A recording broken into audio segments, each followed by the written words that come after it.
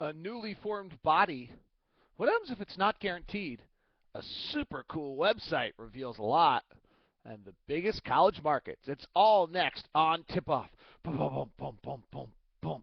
I can't even actually figure out why I'm here to talk to you today. Boom, boom, boom, boom, boom, boom, boom. Because there's so much podcast stuff up there that there's no need for you to waste yourself with today's Tip Off, which isn't going to be that good. So go away and listen to the other stuff. My mess is back. This is actually all because, well, this place is a bigger mess than you can see. This is the clean part. If I ever revealed what the mess really looked like, it'd make it worth your time. I don't have a lot of stuff today. I'm going to share some. Uh, I actually had date night with my wife last night. We went and saw Bonnie Raitt at Red Butte, which is a fabulous place. And um, then I was smart enough, yeah, to come home and tape a podcast with Ian Furness for you.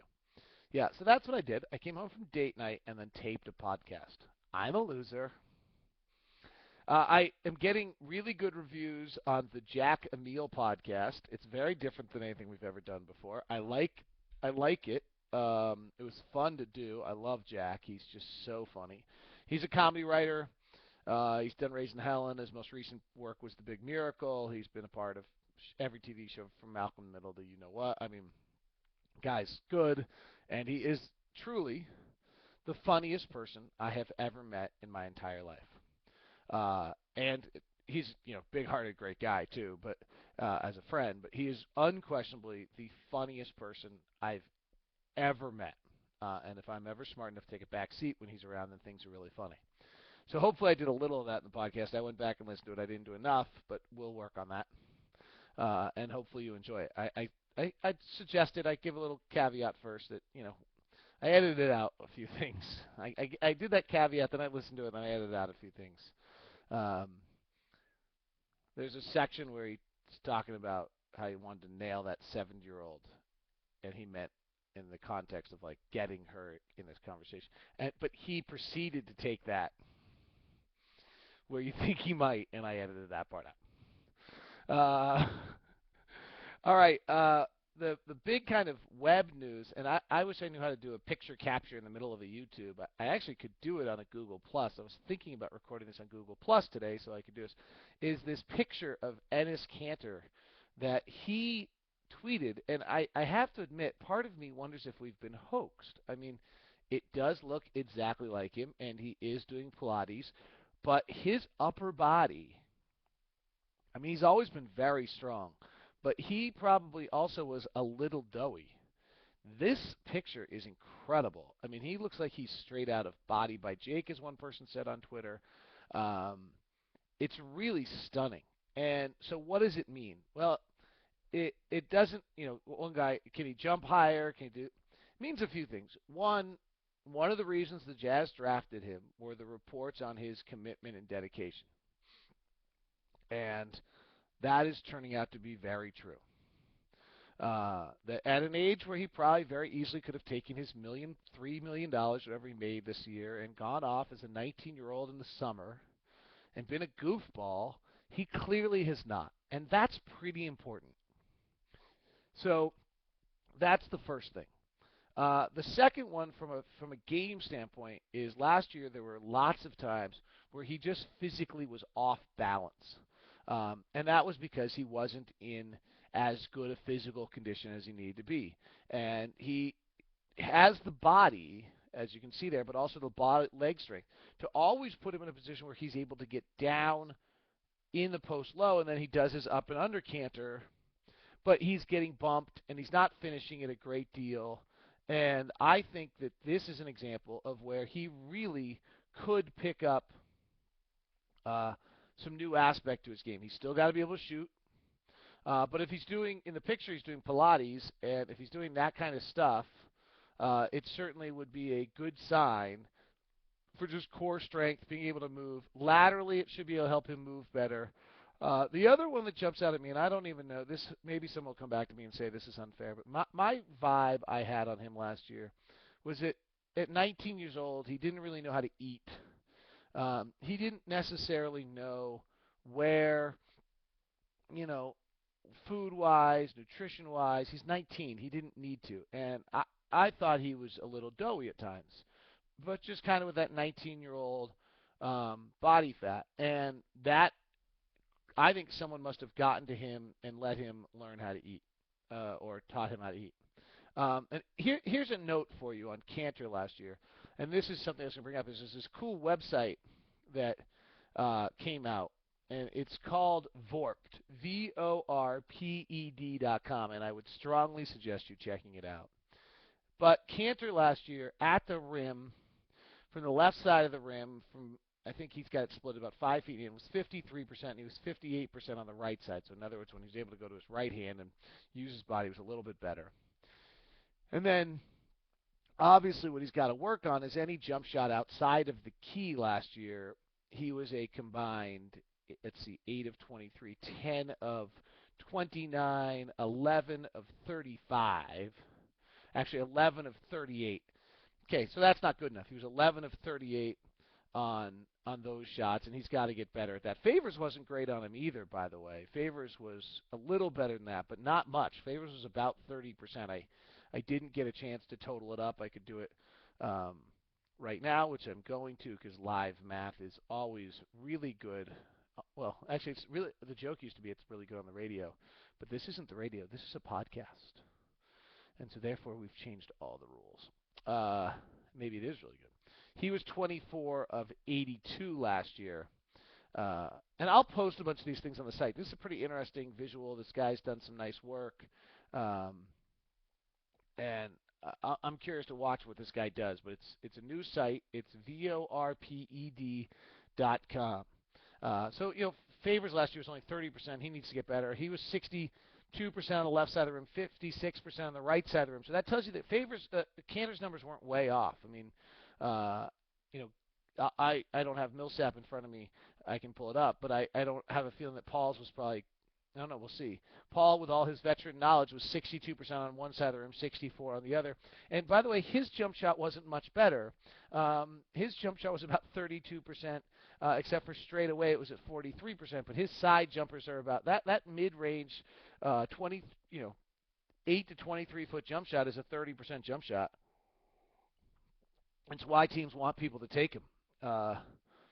And Millsap really, for all the talk of his improved jumper, it would be hard to prove that to be true. Now, the guy that really does have that is on the baselines. Jefferson is 44% and 52 on the other side, which is just an incredible number. And on the right side of the rim, when he's at 65%. Now, he likes to work the left side of the floor far more than the right. He shot just his jump shot from the left side, he shot 300 times last year. From the right side, he shot 100, to give you an idea of the difference. But so on the Cantor front, I think what's really just important is that the work is being done. I think we'll see better agility. He definitely fatigued at times last year. That should help him defensively. It's good. There's nothing bad that can be happening about it. And I like the kind of. I was worried they were going to overbulk him. It doesn't seem like they're doing that. So that's really good news. Here's a question for you to banner about a little bit. Josh Howard does not have a deal yet.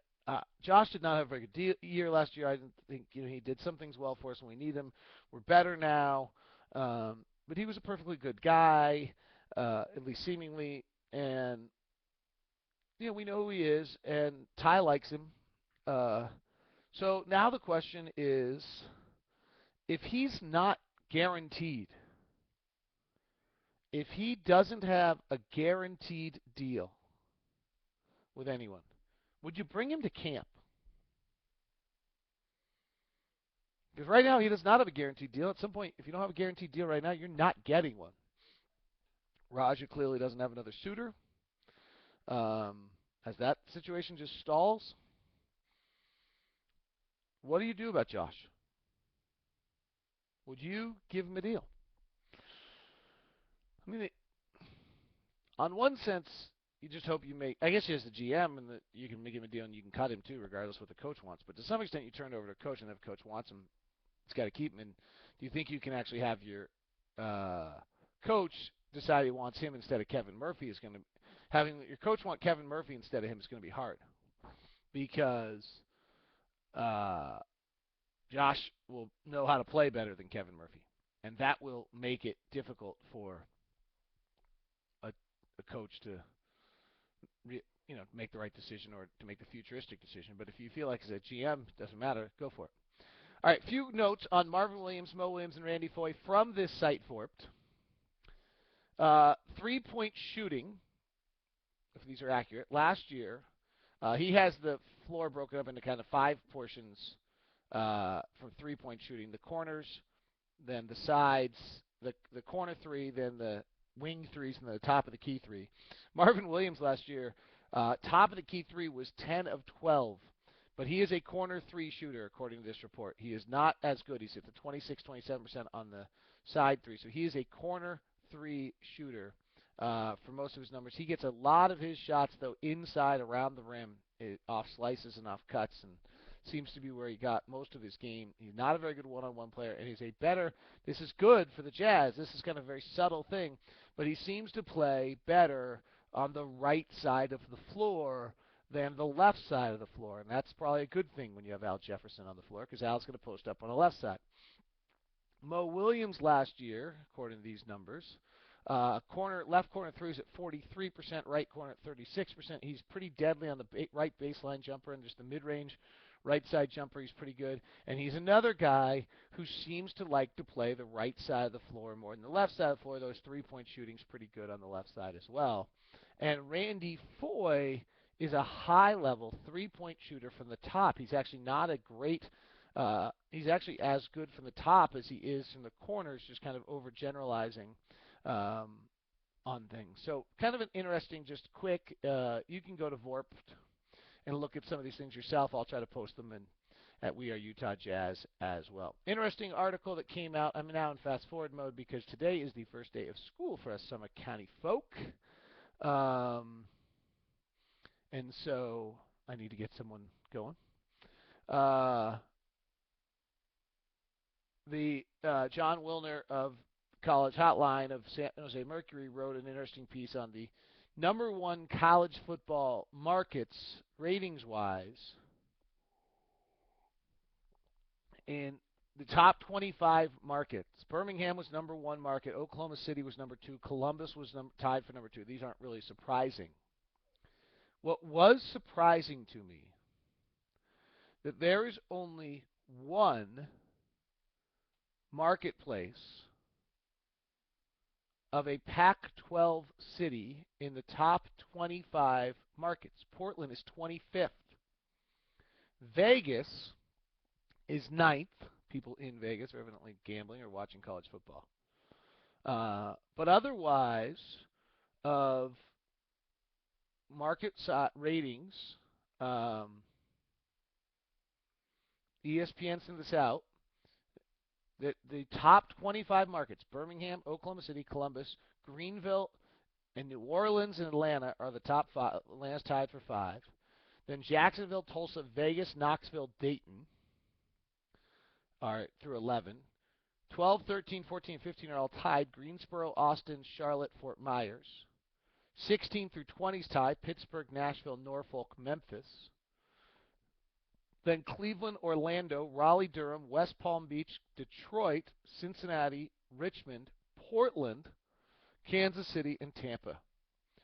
So the Pac-12 really doesn't jump out there, does it?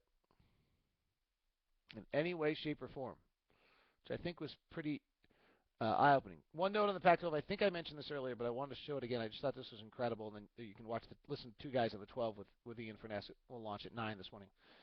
The over-under Vegas win totals on the Pac-12 South are USC at 10, Utah at 7.5,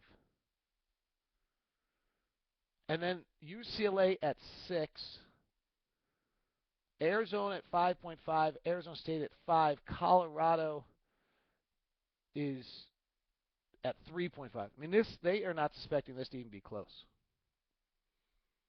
On the other side, Oregon isn't supposed to be close. Oregon's at 10, Washington's at 7.5, Stanford's at 7, Cal's at 6.5. It's just definitely a higher notch. And then, who am I forgetting? But you've got Washington State's at 5.5. All right, that's today's edition. I hope you take a second to listen to Ian and I, which comes out today at 9, and Jack and Emil yesterday. Lots of stuff there. College football starts tomorrow. School starts today.